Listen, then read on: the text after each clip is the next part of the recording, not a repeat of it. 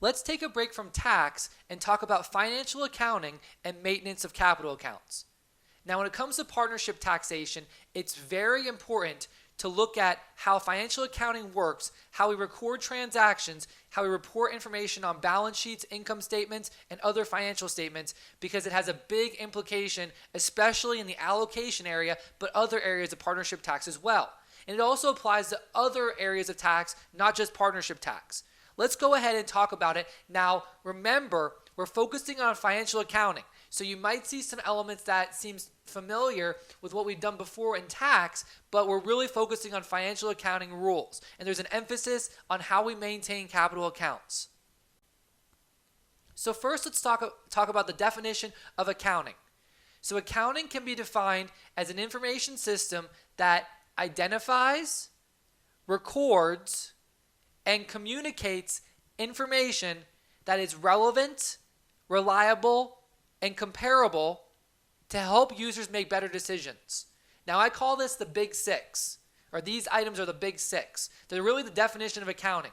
When people think about accounting, the first thing they think about is financial accounting. They think about money, numbers, businesses, and focusing on financial statements like the balance sheet, income statement, statement of cash flows, those types of financial statements. But really, accounting is a lot broader than that. Accounting is the identification, or it identifies, it records, and it communicates information that is relevant, reliable, and comparable.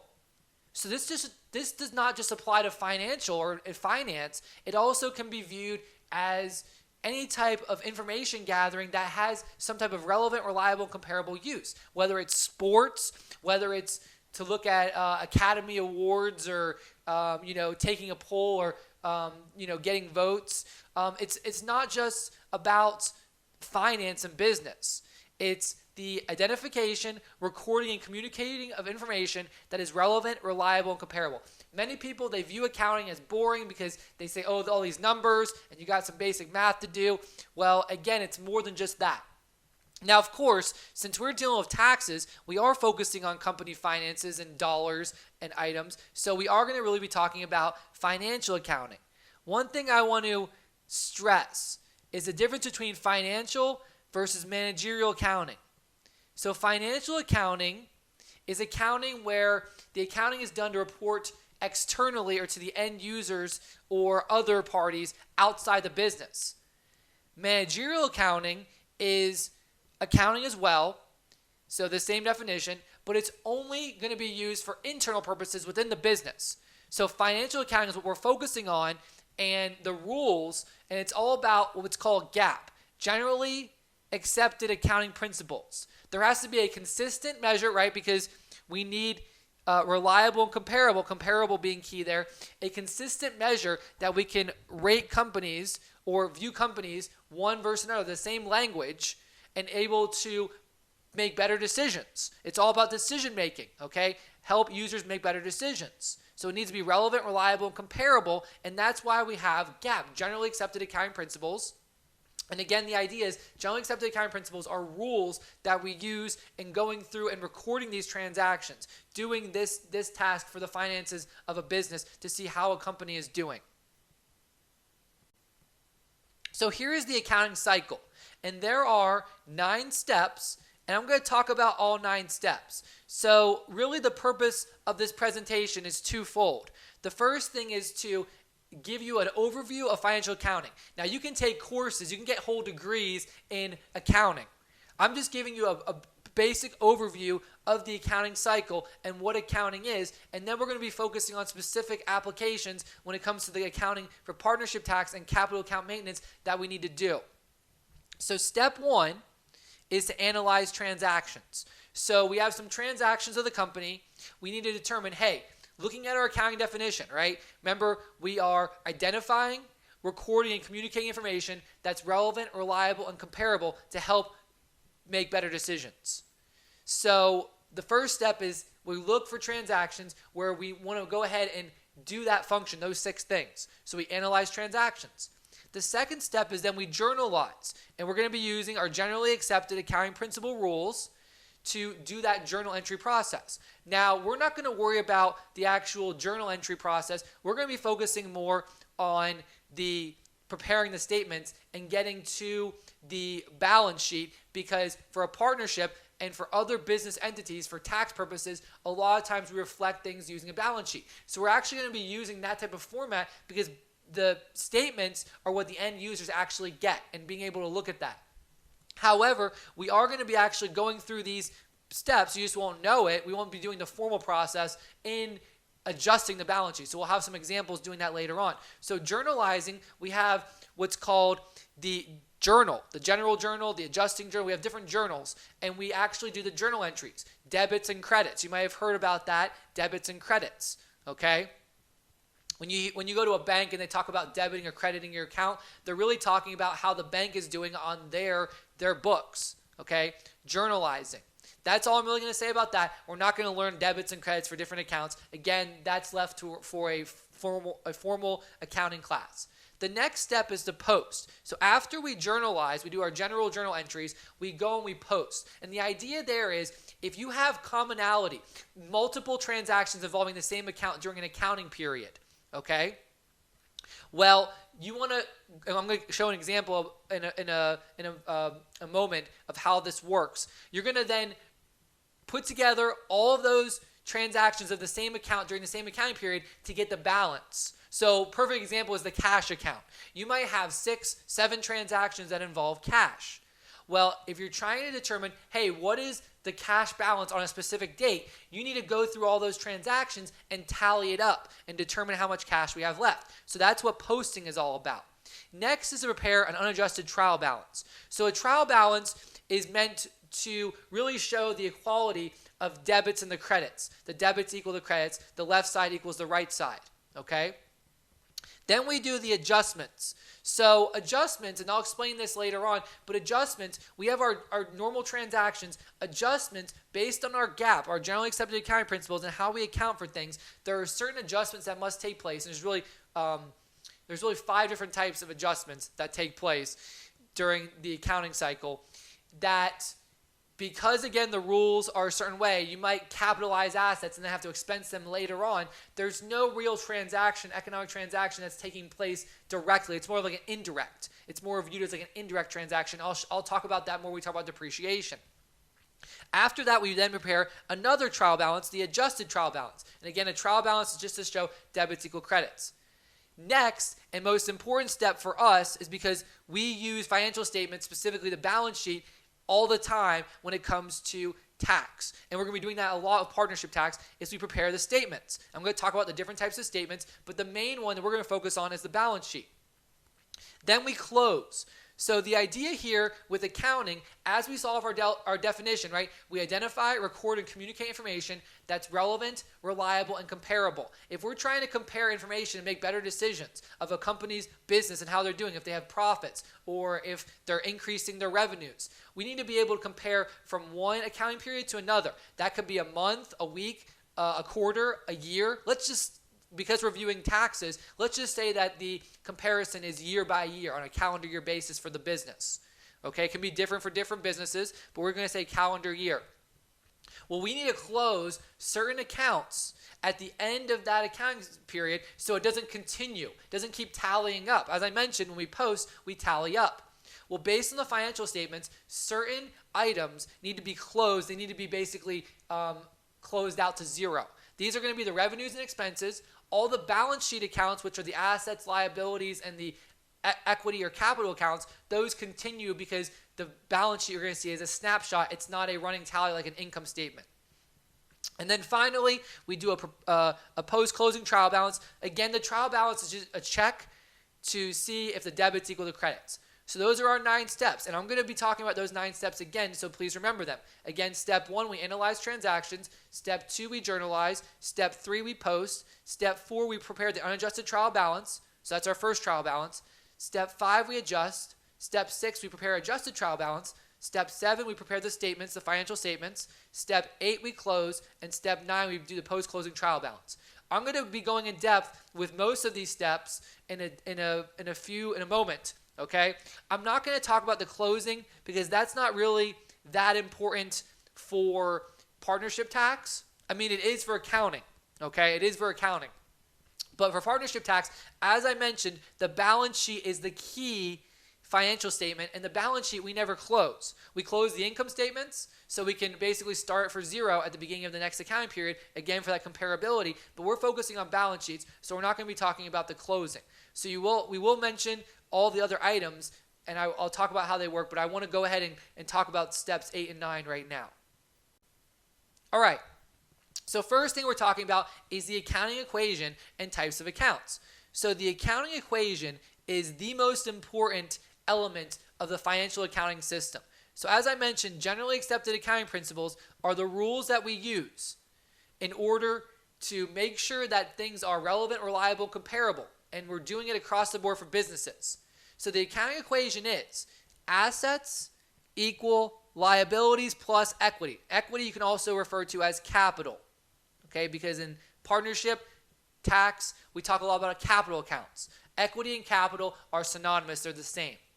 Now, this is basically saying that assets, which are going to be on the left side of the balance sheet, that total must equal liabilities plus capital. Always keep that in mind. So when we see a balance sheet later on, the reason it's called the balance sheet is because the balance sheet shows the accounting equation on any specific date. It's a snapshot of the accounting equation on a specific date. The balance sheet, the purpose is to show assets equals liabilities plus capital or equity. Assets on left side balance sheet, total those up, liabilities and capital on the right side of the balance sheet. Now, assets are resources owned by a business, okay? Used in business, used for that business activity. That's what assets are.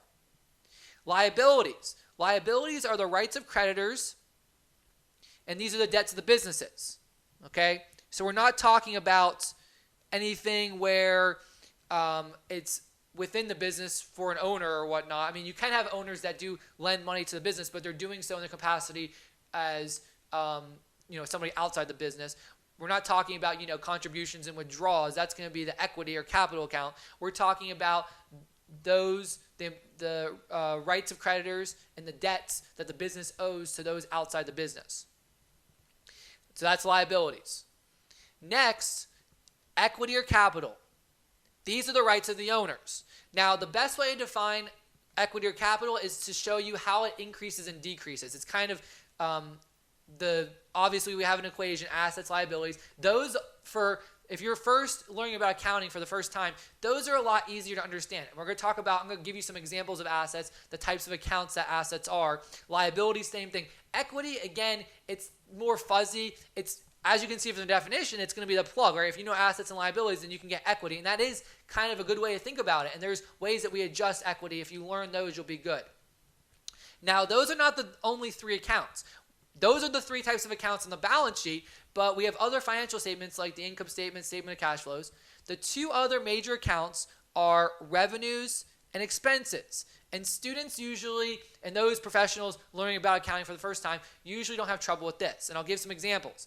These are items that involve generation of inflows and outflows from activities relating to the purpose of the business. So if you have a business, okay, we're talking about for-profit businesses. I'm going to leave out nonprofit businesses. The idea is to generate profit. That is the goal, okay, one of the goals, the main goal, okay? Revenues are inflows, expenses are outflows. Now, that sounds a lot easier than what counting really is because you're going to see for GAAP, our rules, we're going to have to do things like capitalize. We're going to be purchasing, large capital amounts that are going to benefit over long periods of time. We're going to be capitalizing that and putting it as an asset. We'll expense it over time as it gets used or its economics, through depreciation or amortization based on obsolescence or wear and tear, the use of that item. But that's the idea. Is it's not as clear cut as you might think. It's you have to learn the rules, and that's why there's whole degree programs on accounting. Okay, there's a whole professional area, being a CPA, all these different things. Let's talk about the different types of accounts in detail. First, assets. There's two types of assets. There's current assets. Current assets under GAAP, under the definition of GAAP, are all assets that can be used up by the business within one of the largest accounting periods, which is 1 year. So 1 year or less. So the idea is on a balance sheet, you are showing a snapshot. And I have a definition of balance sheet later on when we talk about in more depth the partnership balance sheet. But a snapshot, it's like you're taking out your camera and you're going around and you snap a picture of the warehouse of that business. Hey, what did they have on that date? You might come back the next day or a week later and take a snapshot, and there's more or less of an item. That's basically what a balance sheet is. On that specific date, what does the company have in terms of assets, liabilities, and equity capital?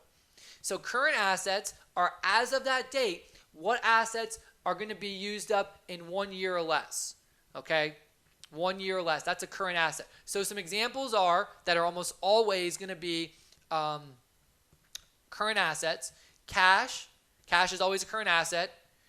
And even if you know, hey, the cash is going to be used for more than a year, there's certain accounts that by their definition, by GAAP definitions, they have to be a current asset because there's assumptions in accounting. Lots of assumptions. There's the accounting period assumption.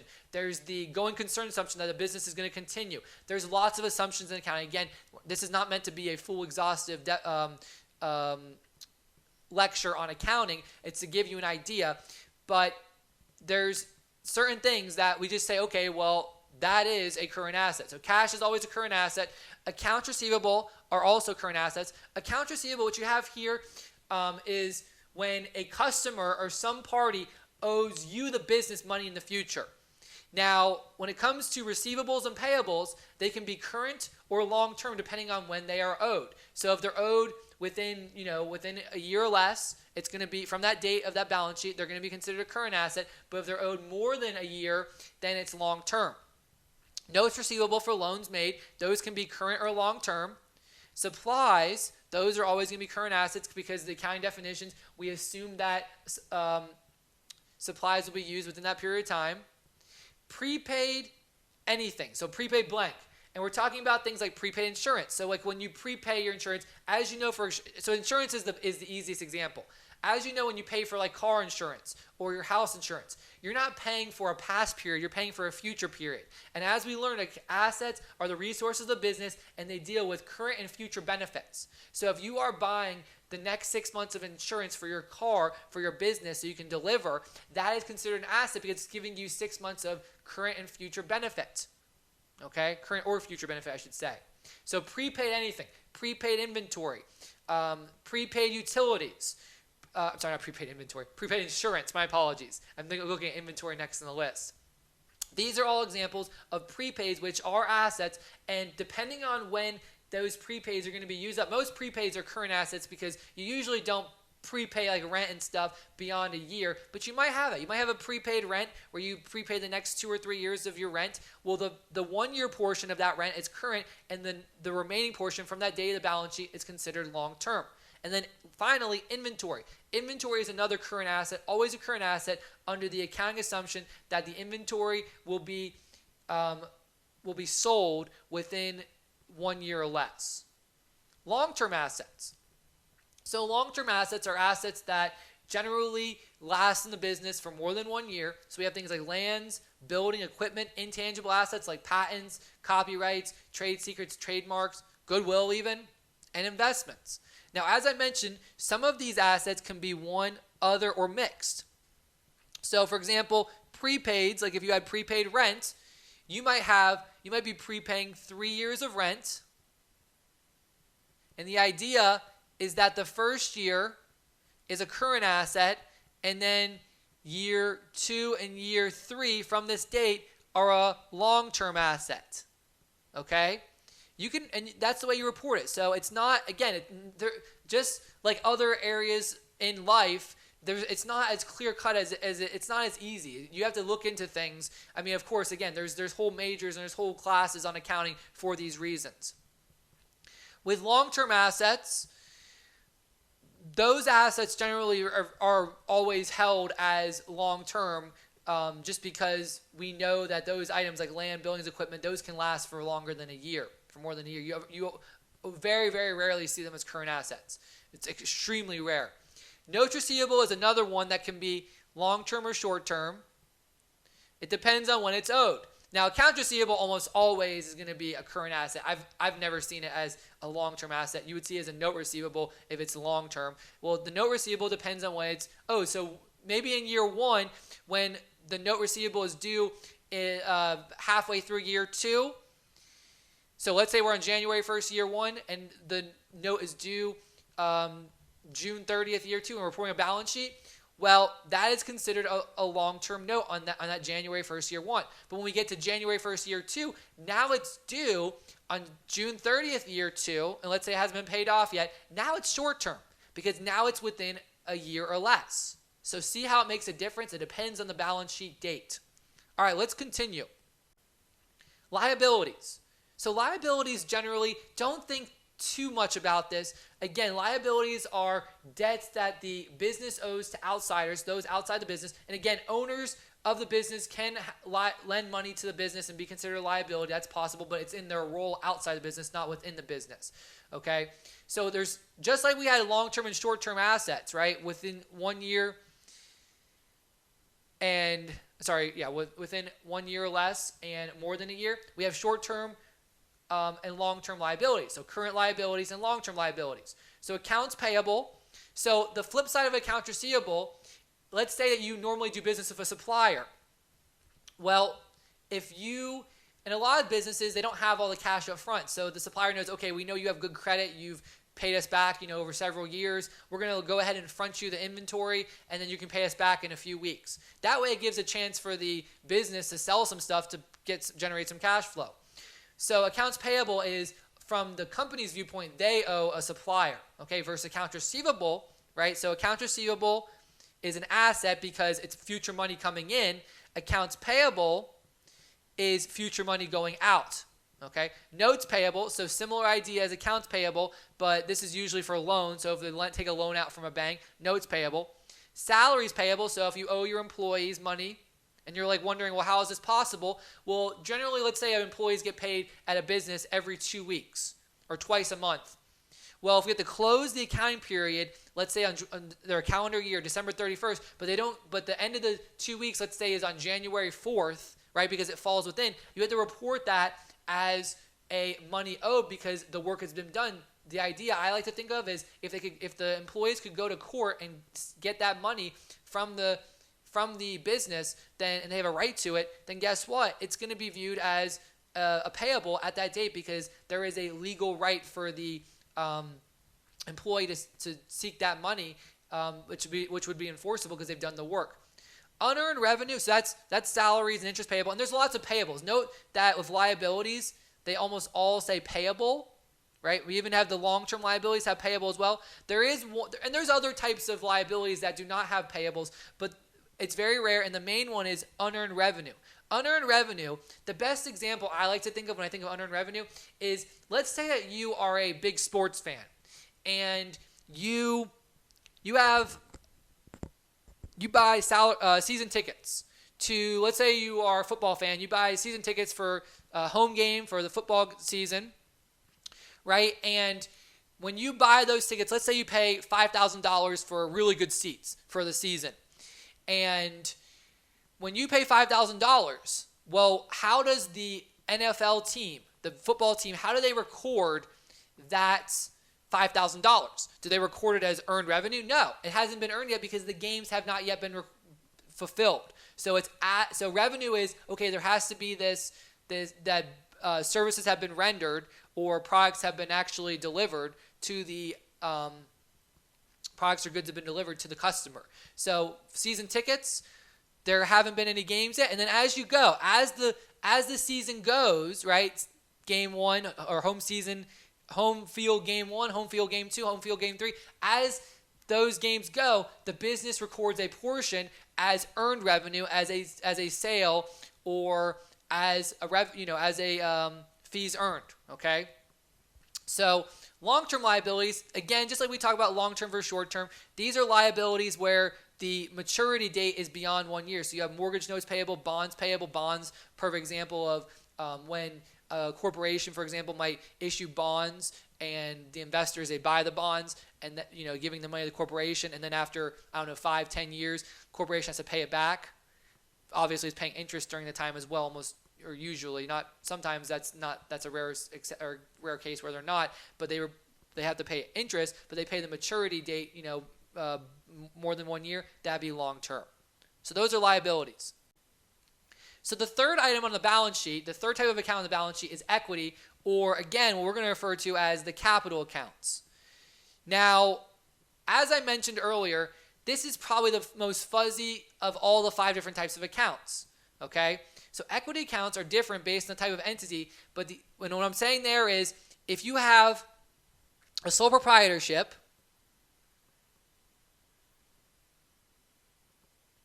we know there's only one owner. If you have a partnership, we have 2 or more owners. If we have a corporation, we can have 1 or more. The idea is among these 3 different types of entities, and there's other ones as well, other types of entities as well where this has a difference, the equity accounts can change. Now, the main difference between the sole proprietorship and the partnership is, again, sole proprietorship, there's 1 owner. Partnership, there's 2 or more. So now you have to keep track of different owners by their names and whatnot. Versus sole proprietorship, you can just say owner's equity. There's only 1 owner. Versus partner, you have to say partner A, partner B, partner C, however many partners there are. Corporation is the most different because we don't call it owner's equity or capital. We call everything stockholders' equity. And stockholders' equity is broken into paid-in capital, which is where you deal with the investments, and then everything else like dividends and net income and all those things is under retained earnings. Now, since we're focusing on the partnership tax, we're not going to worry about stockholders' equity. We're just going to look at equity from a capital standpoint. But if you are taking a corporate tax class, my corporate tax class, or someone else, you will end up talking about things like corporate dividends or stock dividends. And it's good to know about that stockholders' equity, paid in capital versus retained earnings, and how that works because it helps you understand what's going on with those elements of corporate tax. Because remember, tax is not, while it is the law, it does take elements of accounting into place when the rules were developed and are made in the future. So again, we're focusing just on partnership, capital, equity. You can think of this for sole proprietorship as well. The main difference is just there's only 1 owner. We're going to not look at corporations here. So equity accounts are different based on the entity, but equity accounts are either investments, capital, withdrawal, dividends. So investments or capital, they increase the equity. Withdrawals, dividends decrease. Now, equity can be affected by 4 overall ways. And if you know these 4 ways, then you know how equity works and you will be good when it comes to the idea of equity for your balance sheet for a partnership and other aspects for other tax areas. There's really 4 things. There's 4 ways to increase and decrease. There's 4 overall ways, 2 ways to increase, 2 ways to decrease. So I like to call it WIRE, W-I-R-E. I like to use acronyms. We've got withdrawals, investments, revenues, and expenses. So W is for withdrawals, so that's down here. I is for investments. R is for revenue. And E is for expenses. These are the 4 increase decreases. So these 2 are related. The withdrawal is a decrease. Investment is an increase. And then these 2 are related. They're basically the contras or the opposites. Revenue increases, expenses decrease. So let's first look at the ways to increase, right? We have our I and our R and WIRE. Investment by owner. So an example here, and we'll see some examples later on as well, is when a owner contributes money or property to the business, or even services if they have a value, okay? So money, cash, property, services, that is considered investment by owner. You're putting it into the business. It increases their capital accounts, and you also are going to increase the assets of the actual business. Revenue or net income, if you're netting everything, right? If you're netting your income statement, right? Income statement, by the way, is revenue minus expenses. And we'll talk about revenues and expenses next, okay? And that one for students is pretty easy to understand because a lot of times when people think of accounting, they think of the income statement, even though the balance sheet, in my opinion, is more important. The revenues minus expenses, right? You have your inflows minus your outflows. Well, revenue from a net standpoint increases equity, okay? It increases equity. The 2 ways to decrease, that's our W and our E. Withdrawal by owner, so any withdrawals. So if you're taking distributions of property, cash, whatever it is, that reduces the capital account or the equity account of the owner, that specific owner. And then expenses are a net loss. They decrease. They decrease the equity account. And again, if you're viewing it from a net standpoint, it's a net loss, right? When your expenses are greater than your revenue, right? Net income is when revenue exceeds expenses. That's net income. Net loss is when revenue is less than expenses. That's a net loss. So the idea is that we're reporting the net position in that element. But if you're just doing revenues and expenses separately, they go in there and they increase and decrease equity that way. So really, if you understand these 4 things, that's all you really need to know when it comes to equity, what exactly it is. I mean, it's a broader idea. It also is a plug when it comes to the accounting equation for the balance sheet. But really, these 4 things, they help illustrate what exactly equity is. All right, so the 4th and 5th of our final, our 5 types of accounts are revenues and expenses. I just talked about revenues and expenses, right? The income statement is revenue minus expenses. Revenues are inflows related to the business activities. So fees earned, sales, interest revenue, rent income. So fees earned deals with services. Sales, of course, is if you deal with goods. And then interest revenue, rent income, these deal with if you, let's say you're a retailer and you have interest revenue or rent income, those are going to be other types of income. There's all different types of income out there. You want to differentiate from an accounting standpoint your main source of income, like if you're a retailer selling the goods, from your non-main types of other income. Expenses are outflows. So any outflows needed to go ahead and incur those get those revenues, like cost of goods sold, which is acquiring the inventory for resale. Salary expense, paying your employees. Suppliers expense. Utilities expense, so using up supplies. Utilities, we have to pay for electricity, water, sewer. Advertising, we have to advertise. Depreciation expense, miscellaneous expense. So depreciation, we're going to talk about that in a moment. And miscellaneous expense, that can be anything else. I mean, there's so many different types of expenses, we can't label every account. The best way to think about this is just take a business that you might know very well, or a big business like a retailer or a grocery store. I like to use grocery stores because we go to grocery stores so often. And just think about all of the different, think about their revenue. Their main source of revenue is, of course, reselling the items because they're a retailer.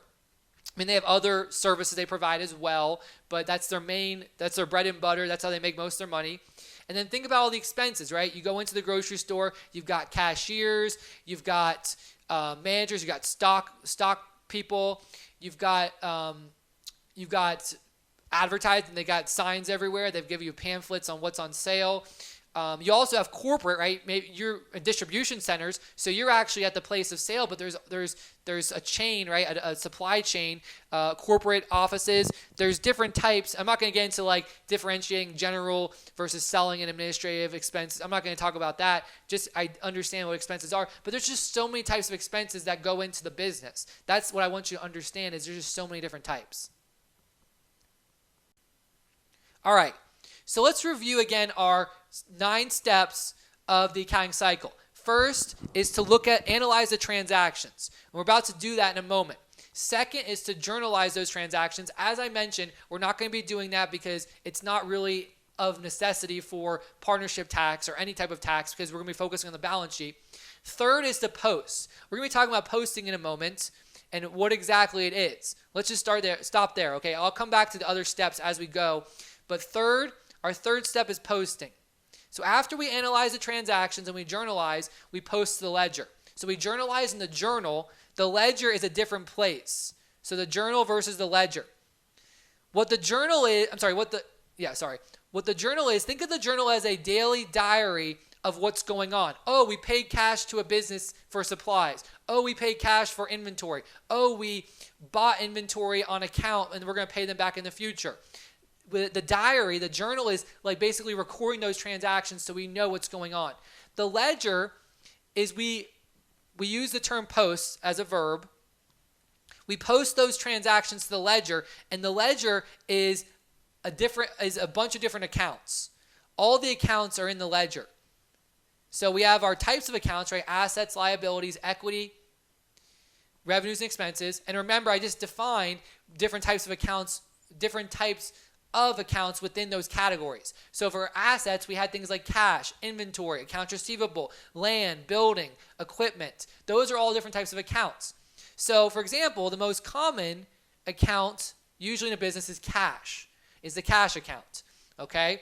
So I have an example here. March 1st, 2nd, 3rd, 4th, so six different transactions. So remember, we analyze, right? Step one is we analyze transactions. So we look at the transaction to see, does it affect the business and how is it going to affect? Step two is to journalize that transaction. So we actually go through the journal, we debit and credit certain accounts. So on March 1st, and we're just going to be focusing on the cash effect, the cash. There's going to be another account. When you journalize, there's always at least one debit and one credit. You can have more than two, okay? So I'm saying there's at least two accounts that are affected in a journal entry. You can have more than two, but the rule is you have to have at least two, okay? We're just going to be looking at one of those, cash, because all 60 transactions affect cash, okay? Or they might. We'll see. So cash. So on March 1st, the business received $10,000 cash from the owner of the business, Lemon. The business gave capital to Lemon. So $10,000 cash. Cash is going up. We are viewing the accounting from the angle of the business, not the owner. So the business here is receiving cash, so cash goes up by $10,000. March 2nd, paid the first month's rent of $1,000. Now notice it doesn't say paid the first month's rent of $1,000 with cash. That is implied. So we're paying rent, so cash is going down. So again, it's implied it's cash unless you're told otherwise. Unless you're saying paid the first month's rent of $1,000 on account. You would have to be told that. If you're not told, we assume it's cash because cash is just so frequent. March 3rd, purchased equipment by paying $2,000 cash and executing a note payable for $5,000. So this transaction is actually going to have more than two accounts, but we're focusing on cash. We're paying $2,000 cash and a note. We're just focusing on the cash portion because we just want to know, hey, after these 6 transactions, what is the balance? That's what we're doing when we're going to the ledger is we want to know what's the balance on after this transaction, after. So on March 6th, after these 6 transactions, what is the balance in cash, viewing all 6 transactions? So cash goes down by $10,000. I'm sorry, my apologies, $2,000, right? So far, $10,000 cash increases. Next on March 2, $1,000 cash decrease. March 3rd, cash decreased by $2,000. Okay, March 4th. Purchased office supplies for $710 cash. Okay. This time actually we're told it's cash, unlike March 2nd, but we're told whether it's implied, or explicitly told or implicitly, still it's a decrease of $710 of cash. March 5th, billed a client for $9,000 of design services completed. So we're billing a client for $9,000. We're billing. Are we collecting the cash? No, nothing in here says we collect cash. Now, as you know, when it comes to businesses, both from the business, both sides, I should say, sorry, both sides, there's going to be stuff that's done on account where you pay, you don't have the cash right now, okay, or so they pay you in the future, and that's just how business operates when you're dealing with business to business, okay? That's very common. So March 5th, there's actually no cash transactions. March 6th, received $7,600 on account for the services previously recorded. So March 5th, we had nothing, but now we're actually going to receive $7,600. It says on account. That means we collect the cash. So we go up. So viewing all 6 dates, we're going to increase cash by $10,000 on March 1st. So if we were looking at the cash balance on March 1st, it'd be $10,000. March 2nd, now we've got $10,000 minus $1,000. As of March 2nd, we have $9,000 balance. March 3rd, now we have $10,000 increase, $1,000 decrease, $2,000 decrease. Now we have $7,000 balance. Then so on. We continue down, and the final cash balance after March 6th, considering all these transactions, is $13,890 when you go through all 6 of these transactions. And I show the calculation here at the bottom, right? Cash is increased by March 1st of $10,000 and the March 6th payment of $7,600. So these two increase cash, and then the other March 2nd, March 3rd, March 4th, they decrease, and there's nothing on March 5th, no effect. That gives you 13,890. So that's what posting is. Journalizing is diary. We record each transaction. Like we go through and we record each transaction, March 1st, 2nd, 3rd, 4th, 5th, 6th. Again, at least 2 accounts. And we don't really need to worry about that when it comes to tax because we focus on the financial statements. The balance, though, is important for tax because we're going to see some transactions later. We have to view transactions a rolling balance. And that is what the ledger posting is all about. All right. So that's step 1, step 2, step 3. Step 1, analyze transactions. Step 2, journalize. Step 3, posting. Step 4, we prepare our first trial balance, just as a check, right? Debits equal credits to show that. Step 5 is to adjust. So adjusting is another way we do journal entry recording, but it has to do with the way that GAAP is set up. Because GAAP, businesses are required to use the accrual method of accounting under generally accepted accounting principles. Now, you're saying, okay, well, I've seen businesses for accounting purposes that have used the cash method of accounting. And for tax purposes, of course, we know that's very common as well. But I'm saying for GAAP, generally accepted accounting principles, you must use the accrual method of accounting. Must use. You might be a business that's not required to use GAAP because you don't report for financial statements for public SEC, or you don't have to report financial statements for loans, or external users don't need to rely on your information because you just have one owner, a sole proprietorship. There's no reason that someone outside the business needs it, like a lender or investors, whoever it is. Okay, but if they do need it, then GAAP is going to be required. So GAAP requires the accrual method, not the cash method. The idea of the accrual method is we record revenue when it's earned, not when cash is received, and we record expenses when they're incurred, not when cash is paid. The cash method, you record when cash is received and cash is paid. So that creates a timing issue. Okay? Now, there's 5 types of adjustments, and there's really one major adjustment that you need to know when it comes to partnership tax and other areas of tax. The 5 types are unearned revenues and accrued revenues, unearned expenses, also referred to as deferred expenses, and accrued expenses. And finally, the last one is depreciation and amortization. They have their own category. Okay? So the unearned revenues and unearned revenue and accrued revenue and unearned expenses or deferred expenses and accrued expenses, basically what we refer to, this is a timing issue because of the way that the accrual method works out. I'm not going to go in much depth beyond that, but this is something that's a very big part of accounting. So I'm not saying I'm not saying we're going to skip it because it's not important. It's huge. It's very, very, very important. So if you are taking an accounting class, you're going to spend a lot of time on those 4. I just want to go depreciation, amortization. So depreciation and amortization is actually considered an adjusting entry when it comes to accounting. And the reason why is think back to our 5 types of accounts. 5 types of accounts. We've got assets, liabilities,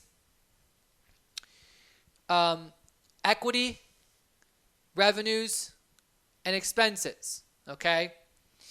And by the way, there's different acronyms you can use for those different types of accounts.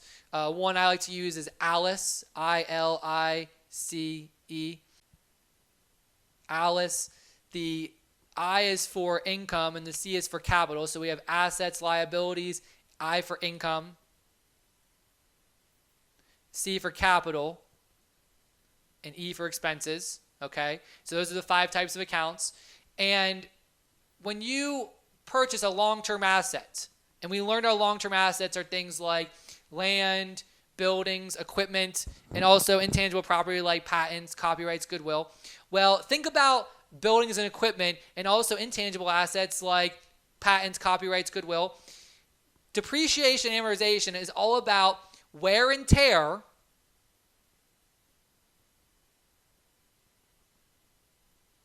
and obsolescence.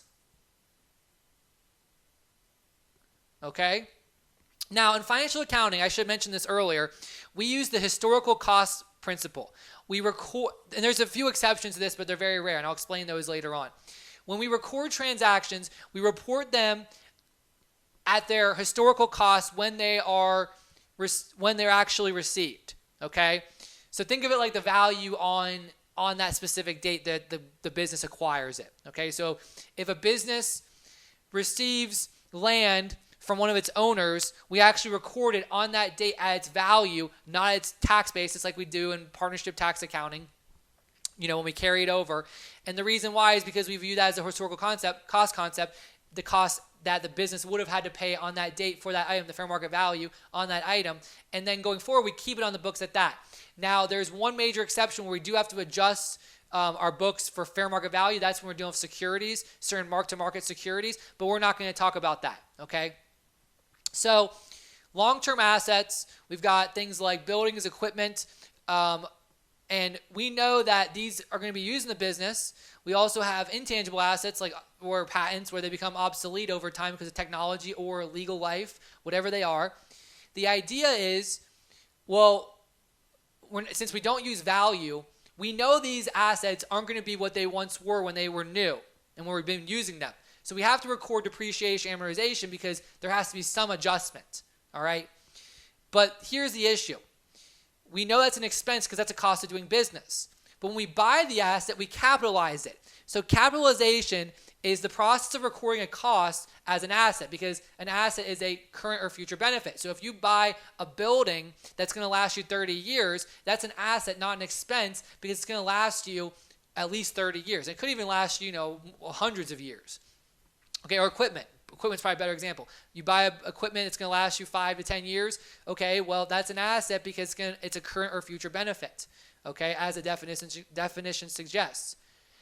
So when we capitalize, we're actually putting an amount into an asset, not as an expense. So capitalization basically is we put to asset, not expense. Well, again, these assets are going to be used in business, right? If you are a retailer and you have a forklift to get your inventory out, that forklift is using in business to help you run your business. Well, when you buy the forklift, let's say it lasts you 10 years, you are going to capitalize it, put it as an asset, forklift as an asset, not an expense, but over time you will expense it because we know it's being used and it's not the same as it once was, so we're going to be taking depreciation. So it's a deferral of the expense, okay, because we know it's going to be used to get the revenue, all right? Now, there are certain costs that are actually expensed, and I don't want to get too much into this. You might have seen this in tax because it's a similar idea. You're talking about things like improvements versus repairs. So certain assets, let's say that you have a truck, a delivery truck, and you're just doing an oil change. That would be repair. It's just to keep it to its normal operating condition versus an improvement. Maybe you add a mechanical lift on the back of the truck that wasn't there before. That would be an improvement. Okay, that would prolong the life or add something new. That would be capitalization where you wouldn't be able to write it as a deduction immediately. You have to capitalize it and expense it. Similar idea here. So amortization, depreciation, that's actually the expense process where we adjust the asset. And the way we adjust is, let's say we have a building. Okay, we know that if we're using the building for business, right, our grocery store, we're using that store over time. We know it's not what it once was when it was brand new. Now, the value might be going up because real estate values and all those different types of things. But we know from a business standpoint, economic standpoint, it's not going to be what it was when it was shiny, spanking new, okay? So we have to take depreciation. So we actually adjust that asset account down by the depreciation, showing accumulated depreciation over time, which rolls, and then we record the expense during that period. So that is why it's an adjustment. And that's important because when it deals with partnership tax, a lot of the allocations that issues we deal with depreciation, amortization, those kinds of things. So I just want to show you how it's going to be reflected, and we'll see some examples later on of how we actually reflect that. So that is depreciation, okay, and amortization. Again, remember they're adjustments. So we talked about steps 1 through 5. Step 1, analyze transactions. Step 2, journalize. Step 3, post. Then we saw the example with the cash. Step 4, trial balance. Don't need to worry about that, but that's just a check, right? Debits equal credits. Step 5, adjustments. We just talked about the 5 types, and we focused on depreciation, amortization, because that's the most important for us. Step 6 is then to do a adjusted trial balance to check again to make sure everything balances. Step 7, this is probably, I would say, the most important step for you because we're going to talk about balance sheet, partnership balance sheet in a moment, the financial statements. So preparing financial statements. So all those steps prior to step 7 are really the process of identifying, recording the information. Communicating it is how are you going to put it in a format that users can understand. And that's what the financial statements are all about. Technically, a business could rely on its journal and posting and trial balances if it really needed to, okay, just because it's internal. But externally, if you had all those thousands of pages of journals and posting to the ledger, that wouldn't be that good. So the financial statements are key for those outside the business viewing and as well as us because we need to show the change in business over time, and it's kind of like a summary of the information. So we have really 4 major financial statements. The last one is kind of, an element of each financial statement. We've got the balance sheet, the income statement, statement of retained earnings, statement of cash flows, and footnotes. The most important one for us is the balance sheet. I talked about this one before.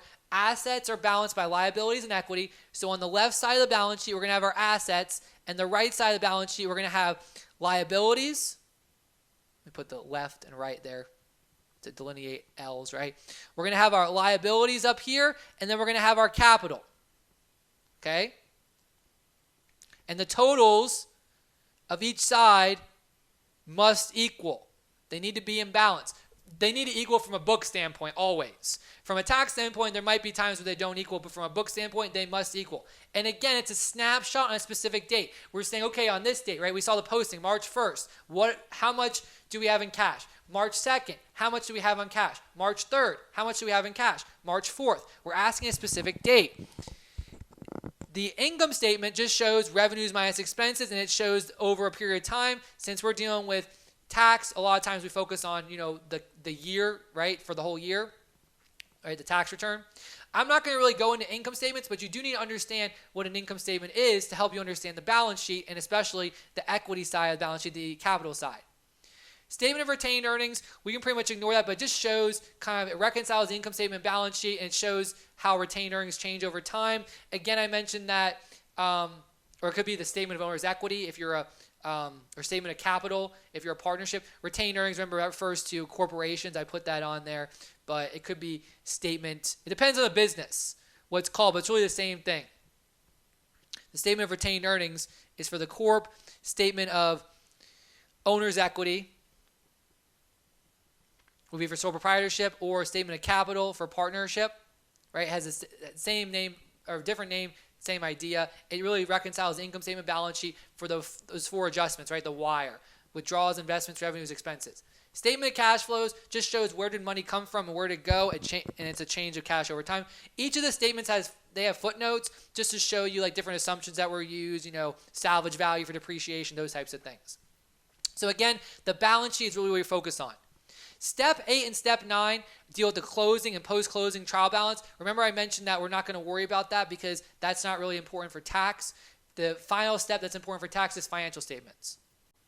All right, so now we've gone through all that, and we're still dealing with financial accounting. We're still in GAAP land. We are not yet talking about tax, right? This presentation deals with financial accounting, but now we're getting closer on why it's important for partnership tax and other areas of tax. So I just want to go through the definition of accounting, the steps of the accounting cycle, show you how they all fit together.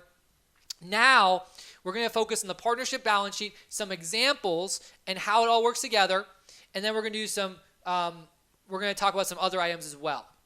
So we're focusing on the balance sheet. So partnerships, we have more than one owner, so keep that in mind. Remember, a balance sheet shows the accounting equation. Assets minus liabilities equals net worth or capital, right? That's another way to view capital as the net worth of the business. It's that plug. It's the 4 adjustments, right? We have the wire, W-I-R-E, right? Withdrawals, investments, revenues, expenses, right? Remember, withdrawals decrease, investments increase, revenues increases, expenses decrease. Assets equals liabilities plus capital, okay? That's the accounting equation. My apologies, I said the accounting equation in number 1 there. But what I was showing you number 1 is that you can actually just algebraically, you can get any of these items. You could isolate assets, right? It's liabilities plus capital. Liabilities would be assets minus net worth. Net worth would be assets minus liabilities. So you could get them any way if you don't know what a number is, the check. And here is the balance sheet format, and I showed you this already. On the left side, we've got the assets and the total. We add them up.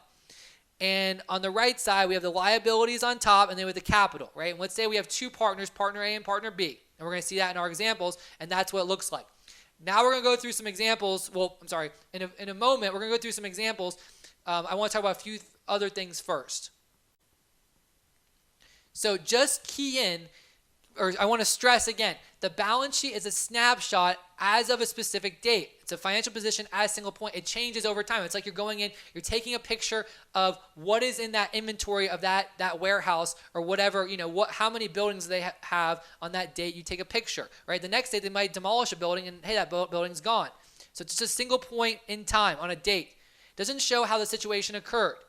Doesn't show, oh, well, how did cash go up and go down? That's what the journal does. The general journal shows that, as well as the ledger that we talked about earlier. But the balance sheet shows what is the balance in those specific asset, liability, equity accounts, and how is it balanced in terms of the accounting equation. Okay, that's important to understand.